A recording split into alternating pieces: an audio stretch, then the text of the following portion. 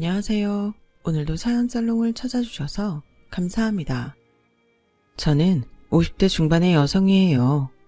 사연을 들으면서 나도 보내야지 생각하다가도 부끄러워서 포기하기를 몇 번이나 했는데 이번에는 굳게 마음먹고 사연을 보내봐요. 저의 이야기가 듣는 분들에게 희망과 위로가 되었으면 좋겠네요. 저는 좋은 부모님 아래에서 불편함 없이 자랐어요. 아빠는 대기업에 다니셨고 엄마는 학원 강사를 하셨어요.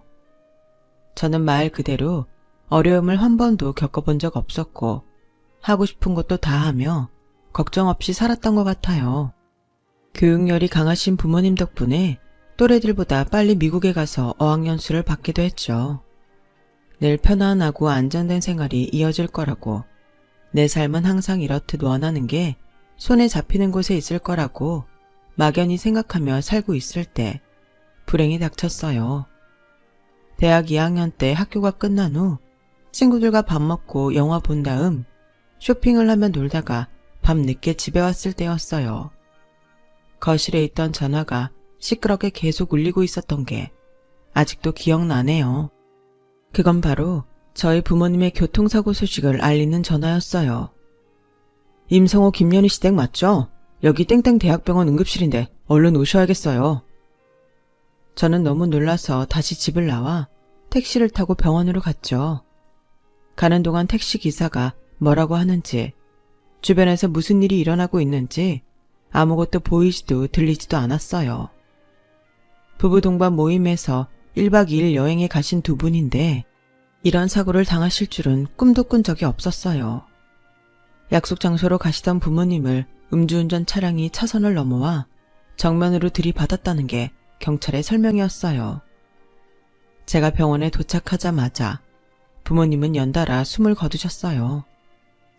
정말 너무나 허망하게도 저는 한순간에 고아가 되고 말았어요. 무남 동료였던 저는 장례식 내내 혼자서 슬픔과 제 미래에 대한 두려움으로 고통스러운 시간을 보냈어요. 너무 충격이 심해 한 학기 휴학을 하며 넋놓고 보내다가 집에 쌓이는 전기요금, 가스요금, 전화요금 고지서들을 보며 또다시 눈물을 흘렸어요.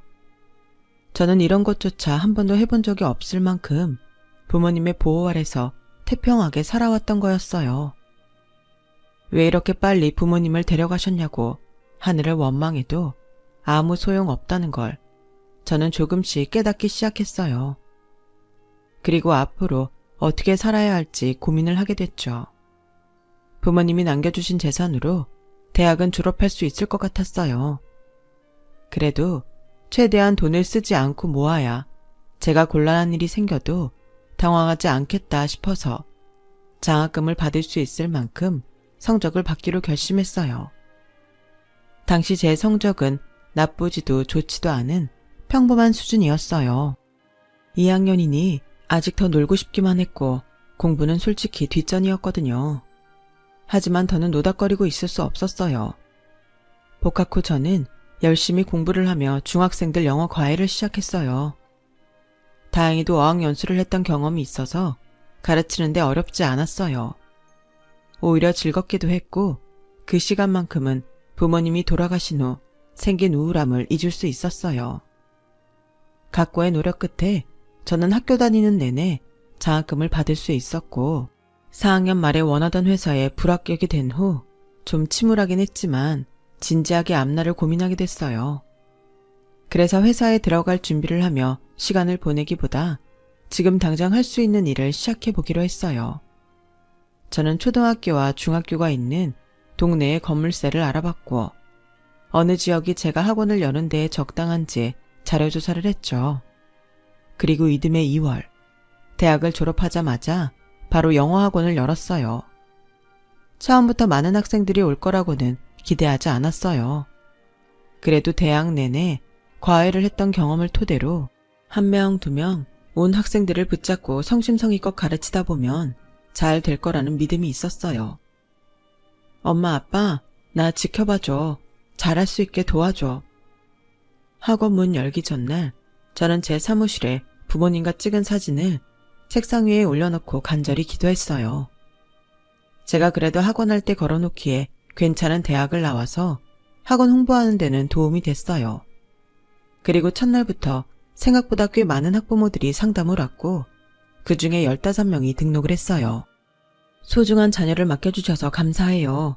어머님 기대 저버리지 않게 잘 가르치겠습니다.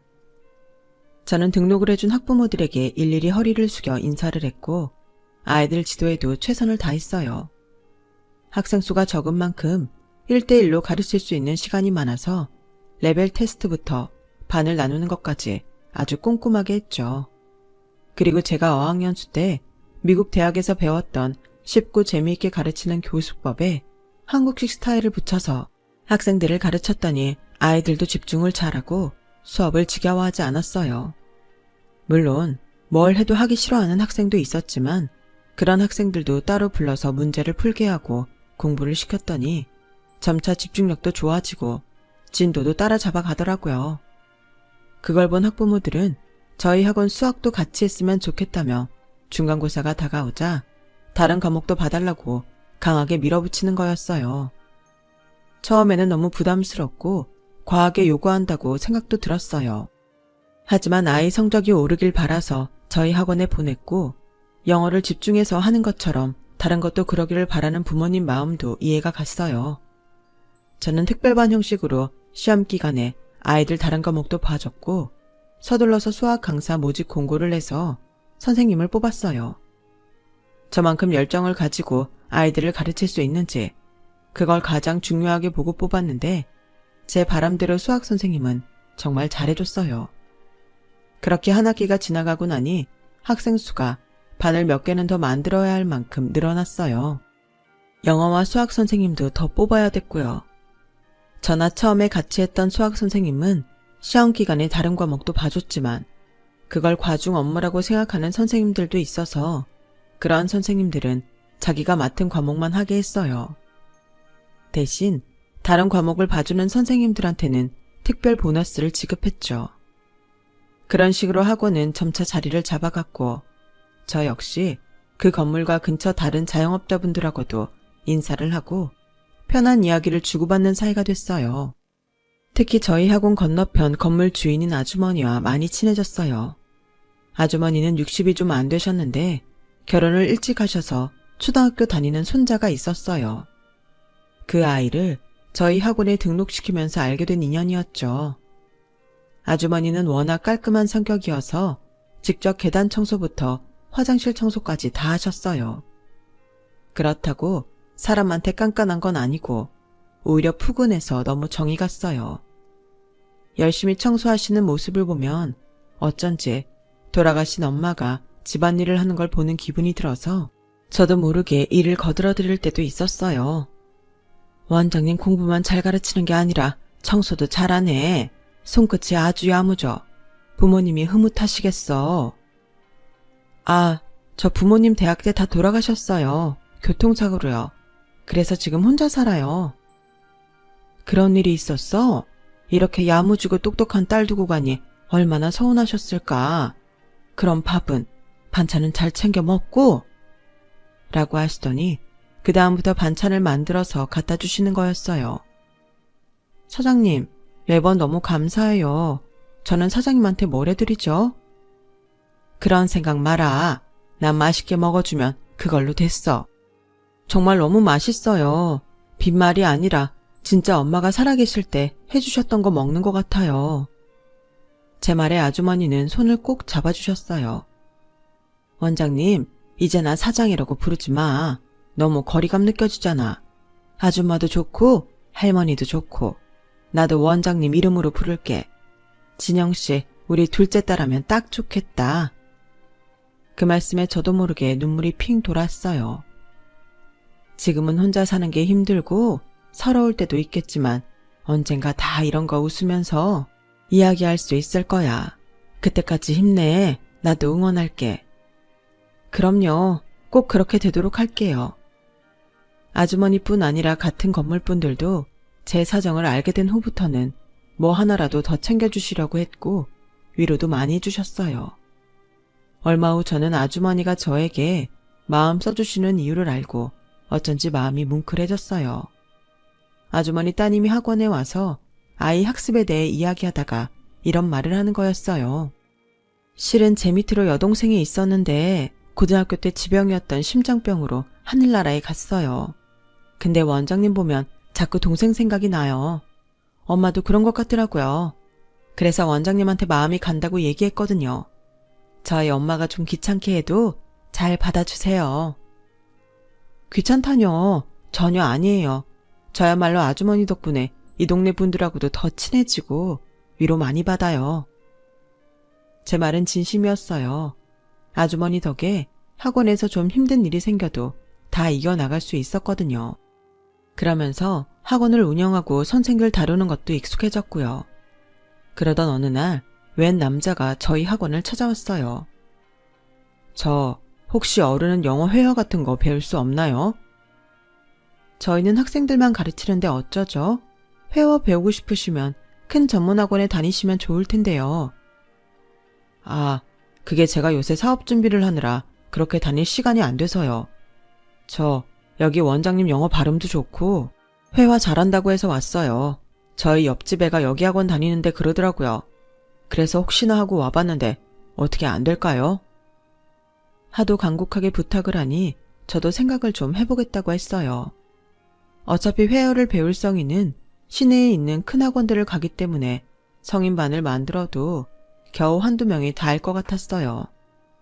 역시 안 되겠다 싶어서 거절할 생각을 하고 있었는데 이 사람이 대뜸 교재를 몇 가지나 가져온 게 아니겠어요.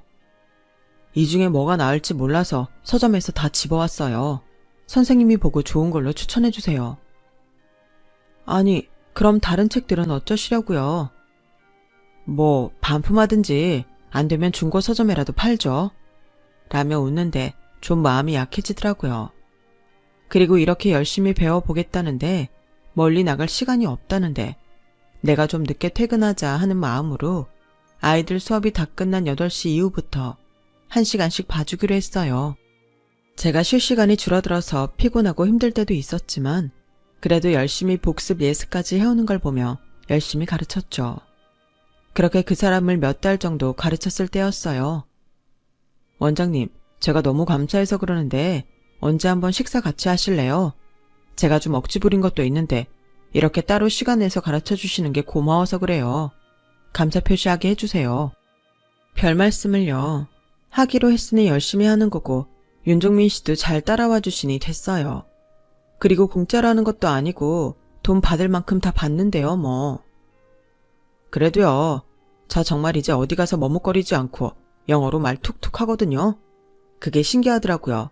이렇게 된 게 다 원장님 덕분인데 그냥 넘어가면 안 되죠. 라며 기어이 밥을 사겠다길래 어쩔 수 없이 알겠다고 했어요. 하지만 신경 쓰이는 게 있었어요. 학생이라지만 성인 남자인데 학원 밖에서 따로 만나면 이상한 소문이라도 날까봐 걱정이 됐죠.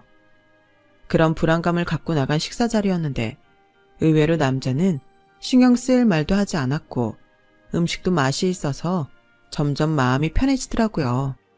그런데 식사가 끝난 후 남자가 불쑥 이러는 거였어요. 원장님, 임진영 씨, 저 사실은 진영 씨한테 호감 있어요. 저나 다른 학생들한테 열정적으로 하시는 모습도 그렇고 많은 사람들 배려하는 것도 인상적이었고요. 부담스럽지 않게 저녁이나 먹자고 했지만 실은 진영 씨하고 만나보고 싶어요. 저랑 사귀실래요? 남자의 목소리와 표정은 굉장히 진지했기에 그 자리에서 거절하기는 어려웠어요.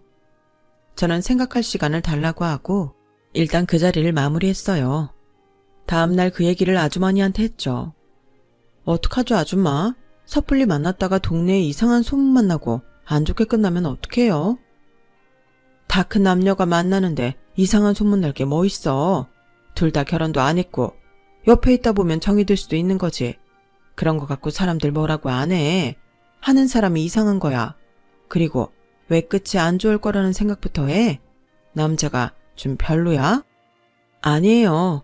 잘은 모르지만 자기가 원하는 건 꼭 하는 사람 같고 특별히 나쁜 건 모르겠어요. 근데 이제 겨우 학원도 안정됐고 저도 좀 편해졌는데 다시 변화가 생기는 게 좀 그래서요. 여기까지 오는 데에도 많은 시간이 걸렸거든요.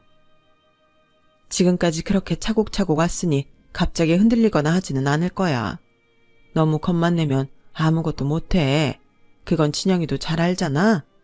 지금 편안한 마음 그대로 만나봐. 보다 보면 이 사람이 내 사람인지 아닌지 알 수 있을 거야. 아주머니가 그렇게 말씀하시니 마음이 가벼워지더라고요. 사실 학원 일에 방해가 되는 게 제일 큰 걸림돌이었는데 처음부터 너무 심각하게 생각하지 말고 내가 결혼해도 괜찮을지 만나면서 알아보자고 마음먹게 되더라고요. 저는 남자에게 연락을 했어요. 안녕하세요, 윤종민 씨. 종민 씨 말대로 만나보는 것도 좋겠어요. 대신 서로의 일에 지장은 주지 않기로 해요. 물론이죠. 저도 제일 방해받고 싶지 않은 사람이라 어떤 마음인지 잘 알아요. 우리 잘해봐요. 그렇게 저와 남자는 만나기 시작해서 3개월 정도 주말마다 데이트를 하게 됐을 때였어요.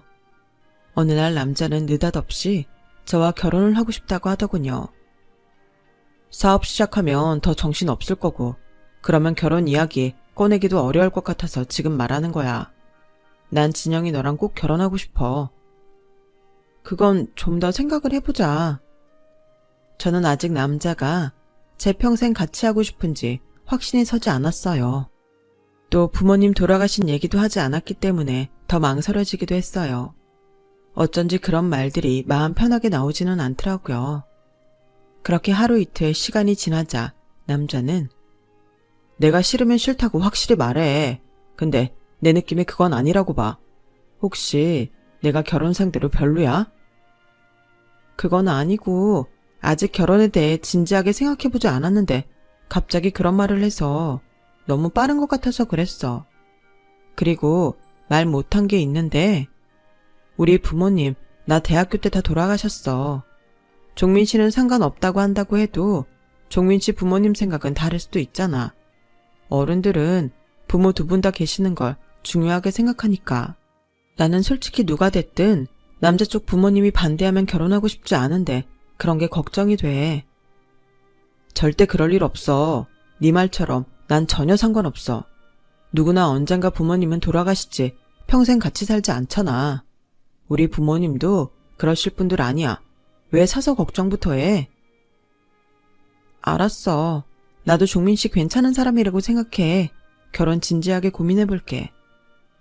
그리고 한 달 후 저는 그 사람과 결혼을 결심하게 됐고 남자 부모님을 만나러 가기로 약속을 했어요.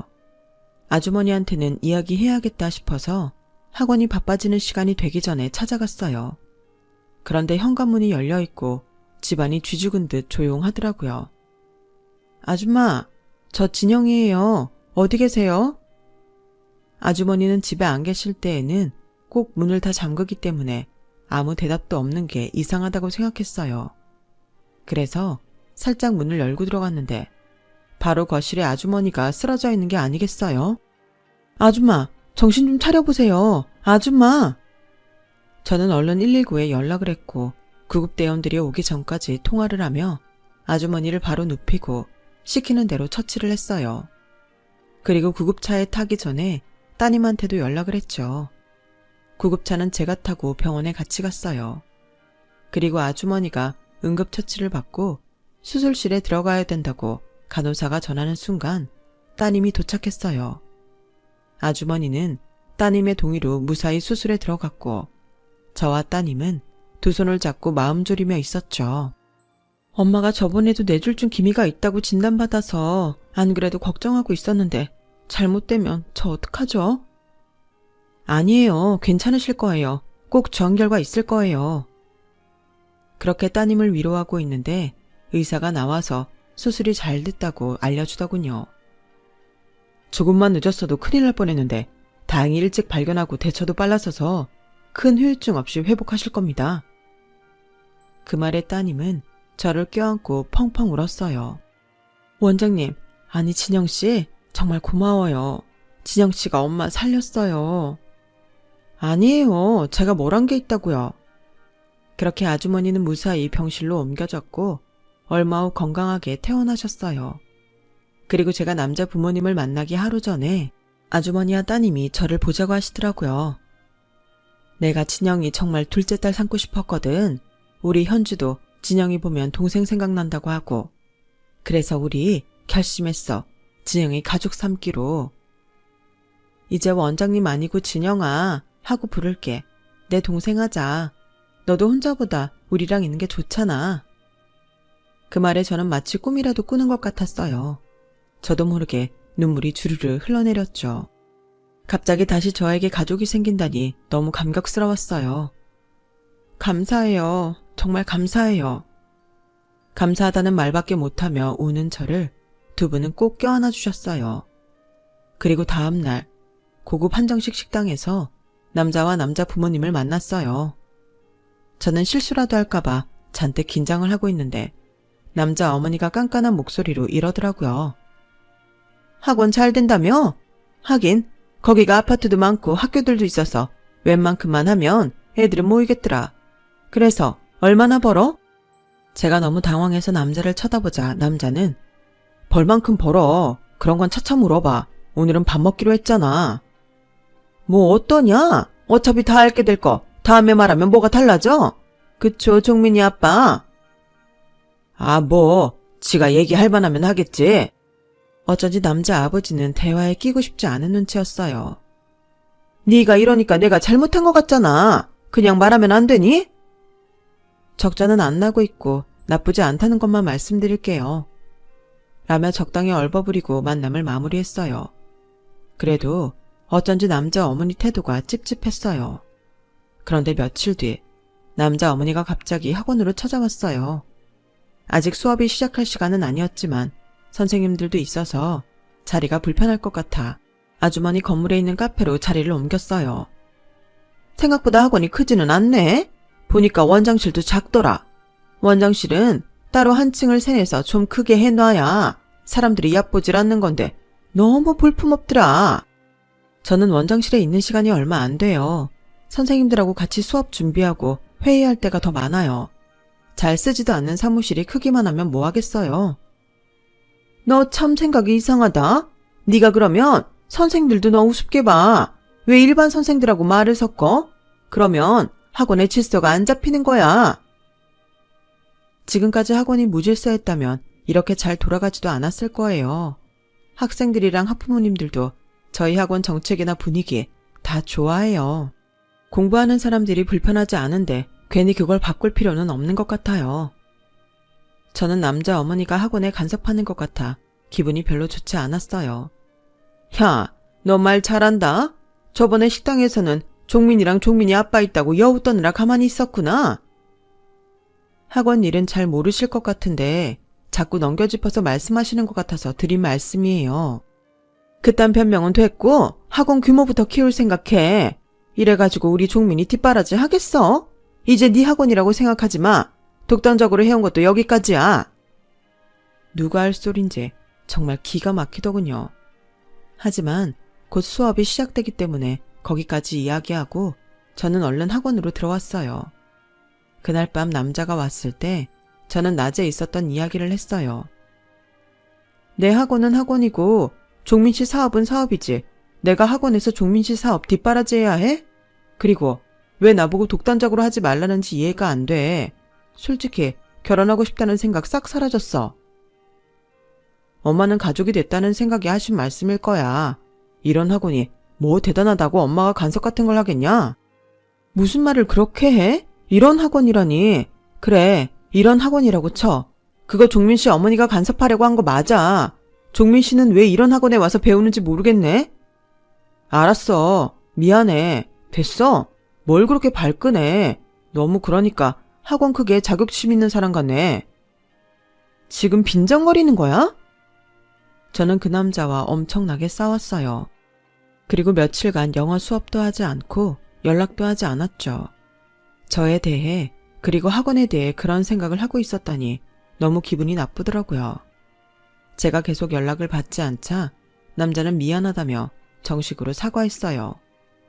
그래도 제 마음은 풀리지 않았고 결혼도 다시 생각해 보겠다고 냉정하게 말하고 돌려보냈어요.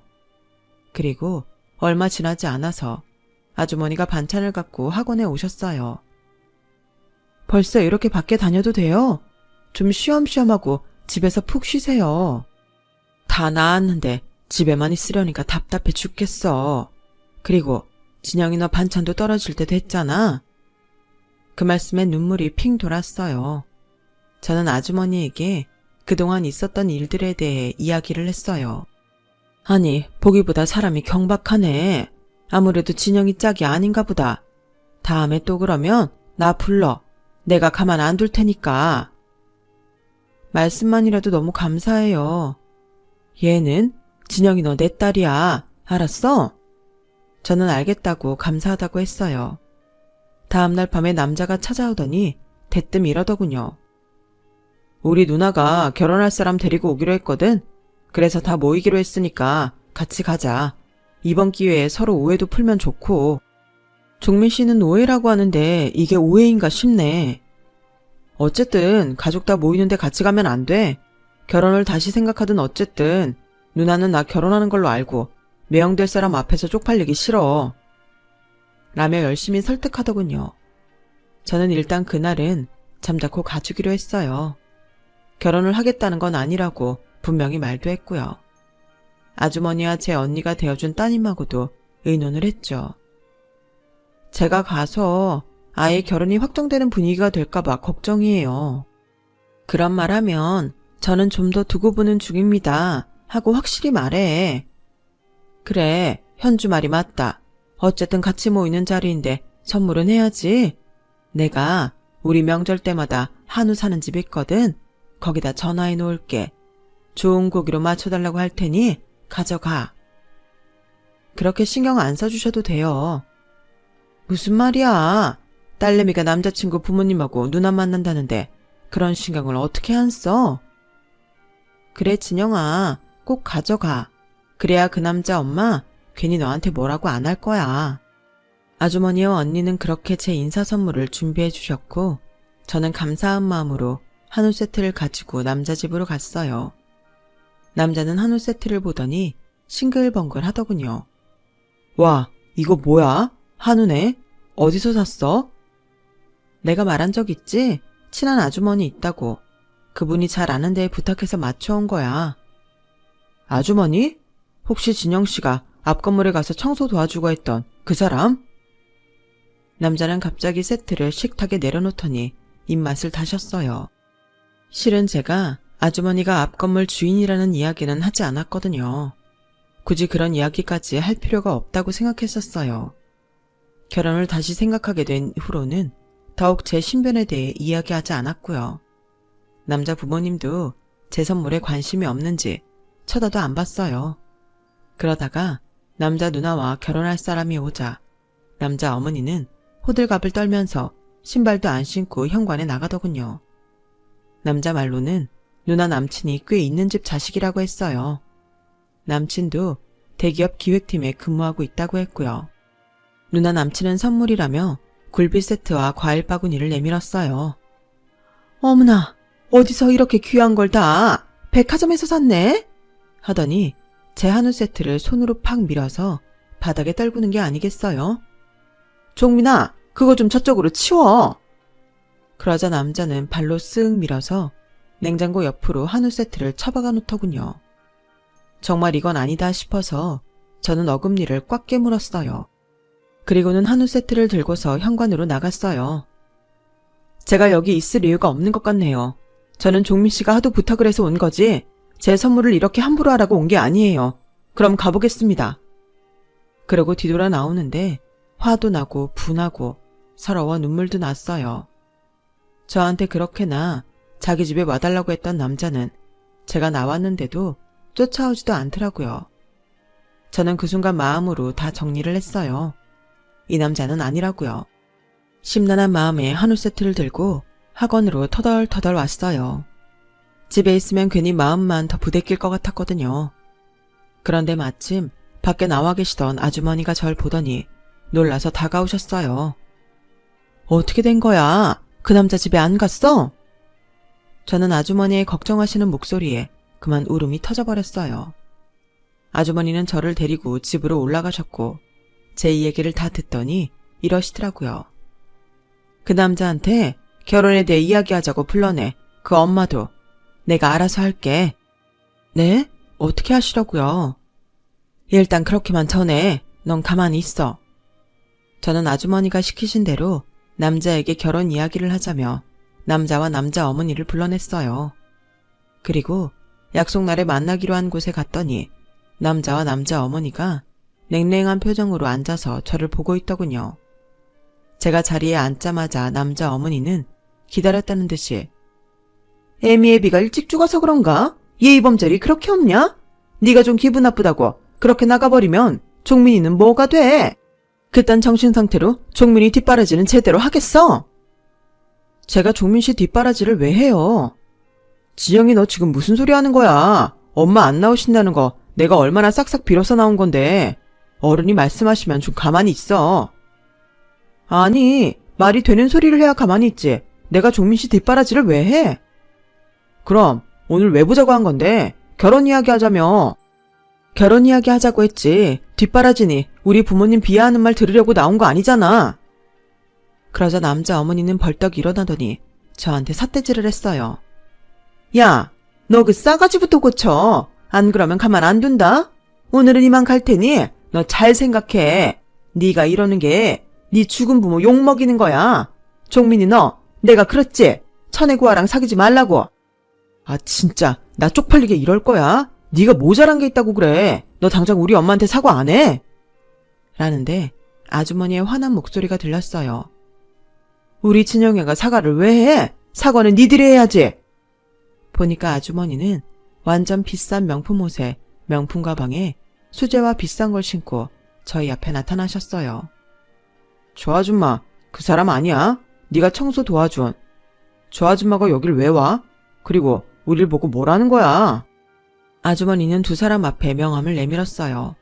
바로 땡땡 부동산 회사 이사 직함이 명함이었어요. 나 이런 사람이에요. 진영이는 내가 딸 사모네고요. 우리 애한테 부모가 없네 없전에 별소리를 다 하던데 그러는 댁은 교육 잘 받아서 남의 집 귀한 딸한테 그런 소리랍니까? 대가들은 내가 청소했다고 무시하고요. 아주머니는 꽤 유명한 부동산 회사 이사였던 거였어요. 게다가 남자가 투자 받으려는 회사와도 협력관계에 있더라고요. 그 남자는 그 명함을 붙잡고 덜덜 떨기만 하더라고요.